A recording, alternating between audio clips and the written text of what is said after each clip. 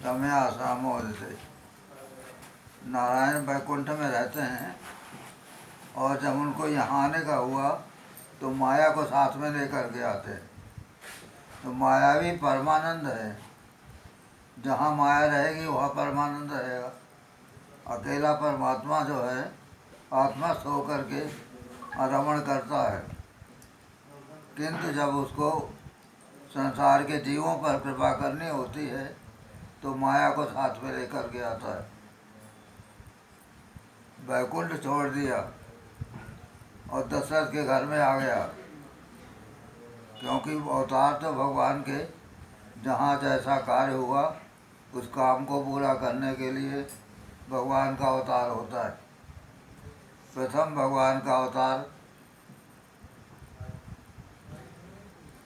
नृसिंह भगवान अपराह बन करके जय विजय का उद्धार किए।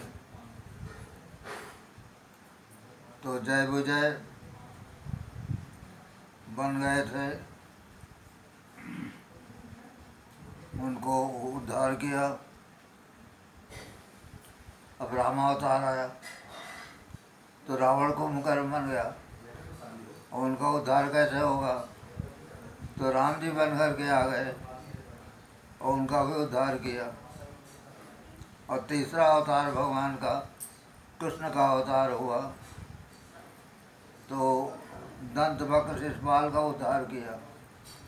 माने अपने बुआ के लड़के, बुआ का लड़का हो चाहे मामा का, जब राक्षसी कर्म करेगा तो कर्म तो उसको भोगना पड़ेगा। अब चाहे ईश्वर दे, चाहे हम दे, चाहे जो कोई दे, कर्म तो उसको भोगना है। तो उसको भी उद्धार किया।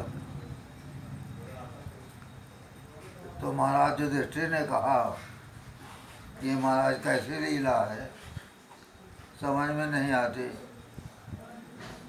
नारद जी ने कहा कि युधिष्ठिर, परमात्मा को भाव चाहिए। यदि आपके अंदर भाव है तो आप भाव से परमात्मा को मिल सकते हैं। माने गोप्य कामात्, कामना प्रेम से गोपियों ने भगवान को पाया। क्रोधात कंस ने भय से भगवान को पाया, और बैर करके हिरण्यकश्यप हिरण्याक्ष मरे। और रावण भी यही किया, चोरी किया, सीता की चोरी को ले गया उठा करके, उसको ही मारा। तो मनुष्य का जो कर्म होता है वही कर्म उसको मारने वाला होता है, वही कर्म उसको जिलाने वाला होता है। तो कर्म की स्थिति तो बड़ी गहन है, समझ में नहीं आती। पर नारायण कृपा करे, जैसे आपके यहाँ रामायण प्रारंभ हुआ और होता ही रहता। महानगर हैं, शहर हैं, कोई न कोई यज्ञ, कोई न कोई पुराण, कोई न कोई सत्संग साधु संतों का होता रहता है। तो उसके होने का आशय यही है कि यहाँ की जो माया है राक्षसी आसुरी, उसमें कुछ परिवर्तन होता रहे और सद्बुद्धि से अपने आत्मकल्याण को करें। ना सतो विद्यते भावो, ना भावो विद्यते सता, अनयोरब्धिशंतोता सतदर्शी। तत्दर्शियों ने सत और असत दोनों के भाव को तौला है। तो सत का अभाव नहीं है और असत का भाव नहीं है। जो असत वस्तु है वो नहीं, भले ही कहो आकाश में फूल होता है, नहीं होता। तो कहने का मतलब ये होता है कि परमात्मा की माया भी साथ में रहेगी तो आपको तब तक आनंद देगी जब तक आप माया के चक्कर में ना पड़ोगे। और जब माया के चक्कर में पड़ जाओगे तो ही कर देने वाली हो जाएगी।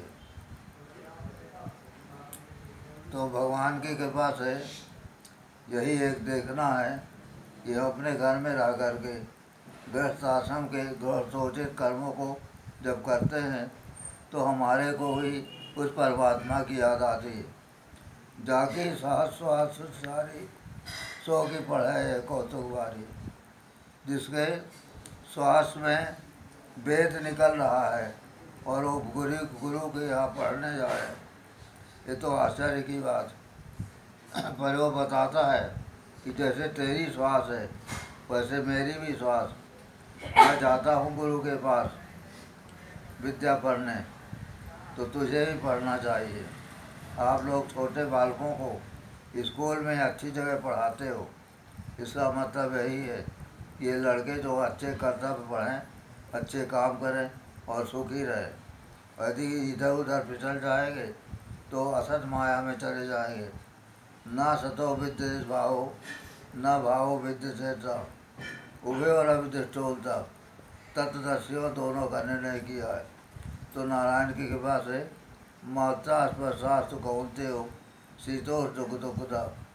अर्जुन से कृष्ण कहते हैं कि जिसका हम अनुभव करते हैं वो हमारी मात्रा है, विषय है।